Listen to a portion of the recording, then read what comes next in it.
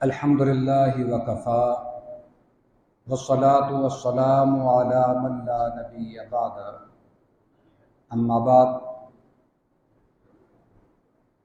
وضو کا بیان ہم سن چکے ہیں۔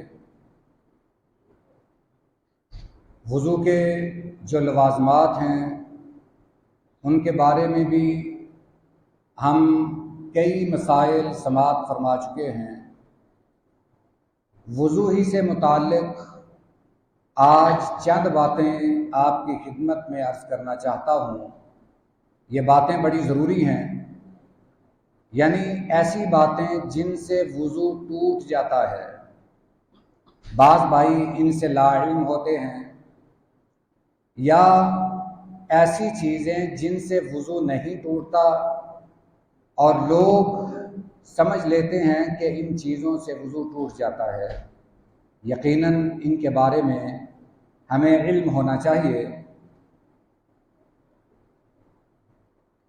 بخاری شریف کی حدیث مبارکہ ہے، نبی کریم صلی اللہ علیہ وسلم نے فرمایا کہ سبیلین میں سے کوئی چیز اگر خارج ہو تو وضو ٹوٹ جاتا ہے۔ یہ بات تو معروف ہے کہ اگر ہم چھوٹا یا بڑا پیشاب کریں تو یہ وضو کو توڑ دیتا ہے، اس کے بعد وضو کرنا لازمی ہے۔ اور اسی طرح ایک چیز مزی اور ودی ہے۔ بعض اوقات انسان اپنی نفسانی خواہش میں گم ہوتا ہے، وضو کی حالت میں اس کی شرمگاہ سے کوئی قطرہ نکل آتا ہے، اس کے لیے وضو کرنا ضروری ہے۔ البتہ غسل فرض نہیں ہے۔ غسل فرض ہوتا ہے جب منی کا اخراج ہو۔ اگر صرف مزی یا ودی کا معاملہ ہو تو اس میں صرف وضو کرنا ضروری ہے۔ حدیث مبارکہ میں یہ آتا ہے کہ انسان اپنی شرمگاہ کو اچھی طرح دھو لے، یعنی استنجا وغیرہ کر لے، اس کے بعد پھر وضو کر کے نماز پڑھ لے۔ اس کے لیے غسل کرنا یہ لازم نہیں ہے۔ اور اسی طرح گہری نیند یہ بھی وضو کو توڑ دیتی ہے۔ اگر انسان لیٹ کر سو جائے اور گہری نیند میں چلا جائے تو اس کا وضو ٹوٹ جائے گا، اگرچہ تھوڑی دیر ہی کے لیے کیوں نہ سوئے۔ ہاں، اگر بیٹھا بیٹھا سو جائے تو اس سے وضو نہیں ٹوٹتا۔ اگر آدمی نماز کے انتظار میں بیٹھا ہے، خاص طور پر فجر کی نماز میں ایسا ہو سکتا ہے کہ انسان اذان سن کر مسجد میں آ جائے، نماز میں ابھی 15-20 منٹ باقی ہوں تو بیٹھے بیٹھے نیند آ جائے، اگرچہ خراٹے ہی لینا کیوں نہ شروع ہو جائے۔ اگر خراٹے بھی آ جائیں مگر شرط یہ ہے کہ انسان بیٹھا بیٹھا سو جائے، تو ایسی حالت میں وضو نہیں ٹوٹتا۔ صحابی بیان کرتے ہیں کہ جب ہم فجر کی نماز کے لیے آتے، ہم نماز کا انتظار کرتے، نبی کریم صلی اللہ علیہ وسلم کی تشریف آوری کا انتظار کرتے، تو بعض صحابہ کرام خراٹے لینے لگتے، مگر جب آپ تشریف لاتے تو اسی طرح اٹھ کر نماز پڑھ لیتے۔ یعنی یہ چیز وضو کو نہیں توڑتی۔ ہاں، اگر انسان لیٹ کر سو جائے تو پھر وضو ٹوٹ جاتا ہے۔ اور اسی طرح بعض ایسی چیزیں ہیں کہ انسان سمجھتا ہے کہ ان سے وضو ٹوٹ جاتا ہے۔ مثال کے طور پر اگر جسم سے خون نکل آئے تو اس سے شریعت کی نظر میں وضو نہیں ٹوٹتا، مگر بعض بھائی یہ مسئلہ اکثر پوچھتے ہیں کہ اگر داڑھ سے خون نکل آئے یا جسم کے کسی حصے سے یا کسی زخم سے خون رسنا شروع کر دے تو آیا وضو ٹوٹ جاتا ہے؟ اس سے وضو نہیں ٹوٹتا۔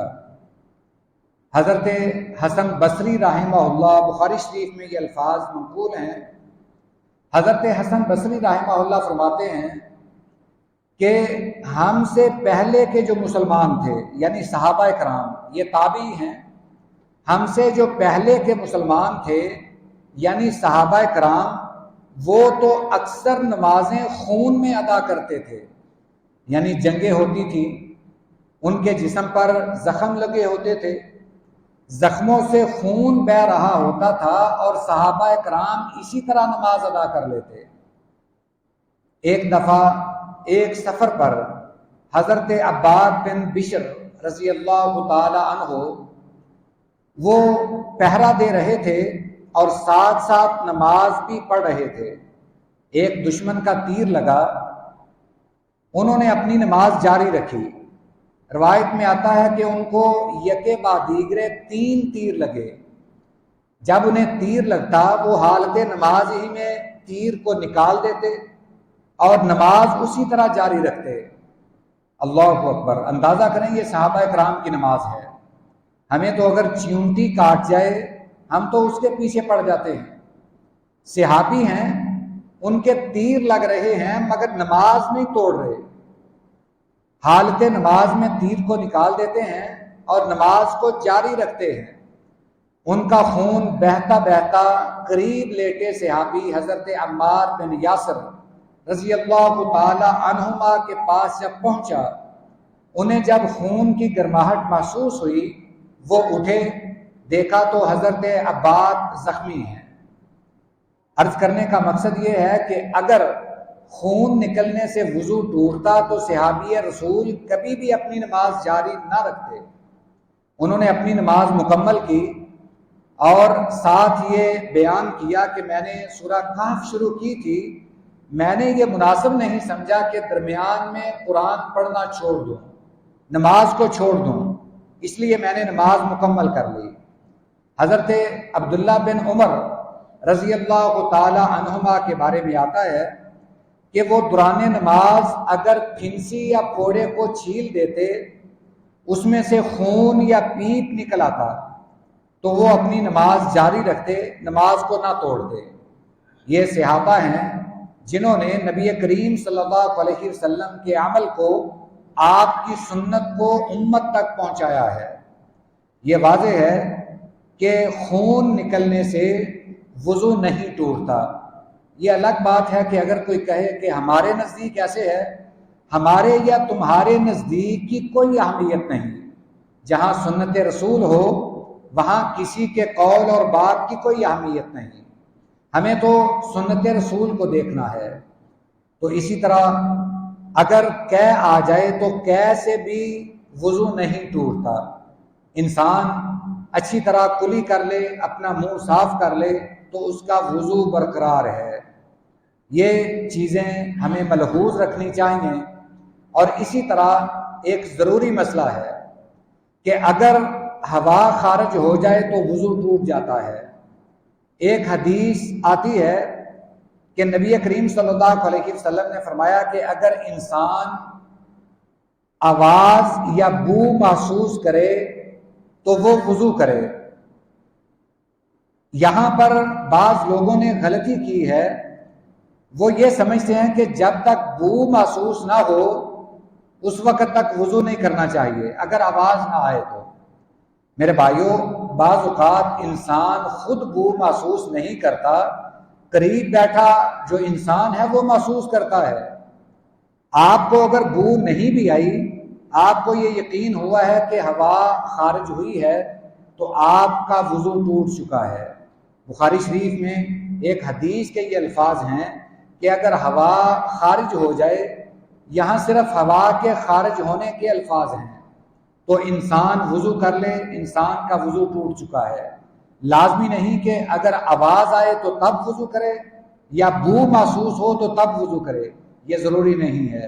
انسان کو جب یقین ہو جائے کہ اس کا وضو ٹوٹ چکا ہے، ہوا خارج ہو چکی ہے، تو اب اس کا وضو نیا کرنا اس پر لازم ہے، وضو ٹوٹ چکا ہے۔ اللہ تعالیٰ ہمارے وضو کی بھی حفاظت فرمائے، سنت کے مطابق ہمیں وضو ادا کرنے کی توفیق عطا فرمائے۔ وآخر دعوانا ان الحمد للہ رب العالمین۔